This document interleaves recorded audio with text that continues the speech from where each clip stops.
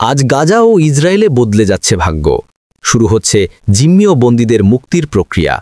হামাসের সামরিক শাখা ইজ্জেদিন আল কাসাম ব্রিগেড আজ টেলিগ্রামে ২০ জন জীবিত ইসরায়েলি জিম্মি এবং ইসরায়েলে বন্দী ১৯০০ এর বেশি ফিলিস্তিনির নাম প্রকাশ করেছে।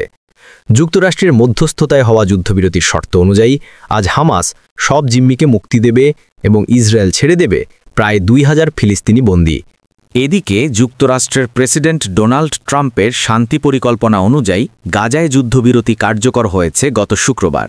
আজ মিশরের শারম আল শেখে বিশ্ব নেতাদের শান্তি সম্মেলন অনুষ্ঠিত হবে। সেখানে হামাস ইসরায়েলের যুদ্ধবিরতি চুক্তিতে ট্রাম্প স্বাক্ষর করতে পারেন বলে ধারণা করা হচ্ছে। সম্মেলন শুরুর আগেই জিম্মিদের মুক্তি প্রক্রিয়া শুরু হয়েছে। ঠিক এই সময় ট্রাম্প ইসরায়েলে যাচ্ছেন এবং সেখানে দেশটির পার্লামেন্টে ভাষণ দেবেন। গাজায় যুদ্ধবিরতির মূল শর্ত অনুযায়ী ইসরায়েলের হামলা বন্ধ, সেনা প্রত্যাহার এবং জিম্মি বন্দী বিনিময় এই চুক্তির কেন্দ্রবিন্দু। গতকাল রোববারও দিনভর উভয় পক্ষের তৎপরতা চলেছে এই বন্দী বিনিময় সম্পন্ন করার লক্ষ্যে।